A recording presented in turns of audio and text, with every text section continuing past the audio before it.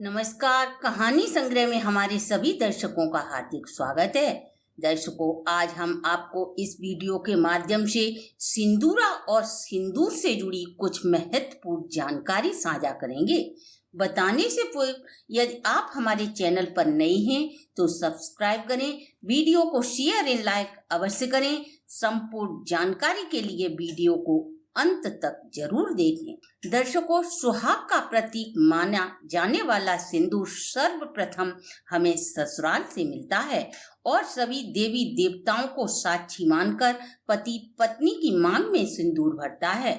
हमारे शास्त्रों की माने तो सिंदूर हमारी शोभा या सजावट की वस्तु ही नहीं बल्कि पति पत्नी के बीच एक दूसरे के प्रति अटूट विश्वास का भी प्रतीक होता है। आज के मॉडर्न जमाने में कोई शायद ही होगा जो इस सिंदूर की अहमियत को समझता होगा। आजकल सिंथेटिक सिंदूर का प्रचलन है, परंतु शादी के पावन अवसर पर आज भी वो ही पुरानी परंपरा प्रचलित है। पत्नी बीच की मांग निकालकर उसमें सिंदूर भरकर पति पत्नी को वचन देता है, आज से तुम मेरी हुई और मैं आपकी आज से हर उचित मांग को पूरी करूंगा। यहाँ मेरा उचित मांग से अभिप्राय है, मैं अपनी सामर्थ्य के अनुसार आपकी सभी आवश्यकता को पूरी करूंगा। वहीं मांग में सिंदूर भरने का अभिप्राय यह भी होता है कि मांग भरना जरूरत की इच्छा पूरी करना और पत्नी का भी वही कर्तव्य होता है कि वह अपने पति की स्थिति देखते हुए ही किसी चीज की मांग करे। दर्शकों, कन्या मायके और ससुराल दोनों को ही मान सम्मान या इज्जत होती है और जब पति मांग में सिंदूर भरता है इसका मतलब है कि मायका हो या ससुराल, अब मैं आपकी मांग में सिंदूर भरकर यह सिद्ध कर दिया है, आपकी इज्जत ही हमारी इज्जत है और आपका अपमान भी हमारा ही अपमान है। और इस सिंदूर भरने से पत्नी हमारे घर और मायके दोनों के बीच सामंजस्य बनाए रखना अब पत्नी की जिम्मेदारी है। इसलिए हर वैवाहिक स्त्री के लिए सिंदूर का बहुत ही बड़ा महत्व होता है। इसकी मांग में जगमगाता सिंदूर पत्नी को हर समय इस बात का एहसास दिलाता है, अब मेरा ससुराल ही मेरा घर है और ससुराल में किसी छोटी मोटी बात को लेकर कलह न हो, इसे संभालना ही पत्नी का दायित्व है। दर्शकों, ये तो रही सिंदूर की अहमियत। अब बात करते हैं सिंदूरा की। सिंदूरा सिंदूर भरने वाली डिब्बी को कहते हैं जो हमें ससुराल से प्राप्त होती है। एक बात और हम यहाँ आपको बता देना चाहते हैं जो हमारे शास्त्रों में वर्णित है, स्नान के तुरंत बाद सिंदूर नहीं भरना चाहिए।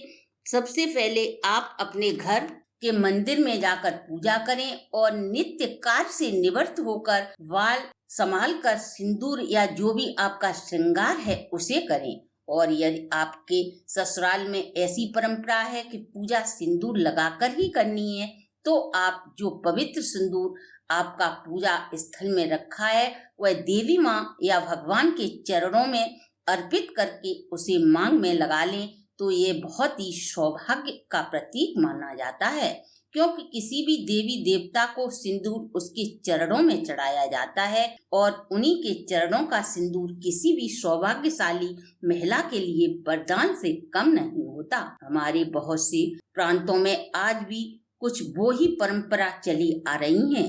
जब दुल्हन पहली बार अपनी ससुराल में कदम रखती है तो सिंदूरा को अपने साथ लेकर प्रवेश करती है। इसका अभिप्राय होता है, ये सौभाग्य को लेकर मैं अपनी ससुराल में प्रवेश कर रही हूँ, अब ये मेरी अर्थी के साथ ही इस घर से मेरे साथ जाए। और इस सिंदूरा को सुहागिन जब तक जिंदा रहती है इसे अपने प्राणों की तरह संभाल कर रखती है। दूसरा, सिंदूरा उसे बदलने का अधिकार नहीं होता। सिंदूर खत्म होने पर उसी डिब्बी में सिंदूर को भर लिया जाता है। इसलिए इस सिंदूरा की इतनी अहमियत है हमारे जीवन में। ये लकड़ी का बना सिंदूरा हर सौभाग्यशाली स्त्री के लिए बड़ा ही सौभाग्य का प्रतीक माना जाता है। क्योंकि ये लकड़ी का बना होता है इसलिए ये घुन न जाए या दीमक न लग जाए, इसलिए इसे नमी वाले स्थान में बिल्कुल न रखें। हमारे शास्त्रों के अनुसार इस सिंदूरा को आप हो सके तो उत्तर या पूर्व की दिशा में रखें, क्योंकि उत्तर दिशा माँ भगवती लक्ष्मी की दिशा होती है। इसलिए सुख, सौभाग्य और समृद्धि हेतु इस सिंदूरा को टूटने फूटने, घुन न लगे, इसके लिए इसे सुरक्षित रखें। अब प्रश्न इस बात का है कि सिंदूरा को किस दिशा में भूलकर भी न रखें। यदि आपका ड्रेसिंग टेबल या अलमारी दक्षिण दिशा की ओर दीवार से सटी रखी है तो इस पवित्र सिंदूरा को भूलकर भी इस तरफ न रखें, क्योंकि दक्षिण दिशा यमराज की दिशा मानी जाती है। इसलिए सुख, सौभाग्य से संबंधित कोई भी चीज भूलकर भी इस दिशा में नहीं रखनी चाहिए। दर्शकों, ये थी हमारी आज की जानकारी सिंदूर या सिंदूरा से जुड़ी हुई। अगर आपको हमारी ये प्रस्तुति अच्छी लगी हो तो आप हमारे चैनल को लाइक, सब्सक्राइब और शेयर करें।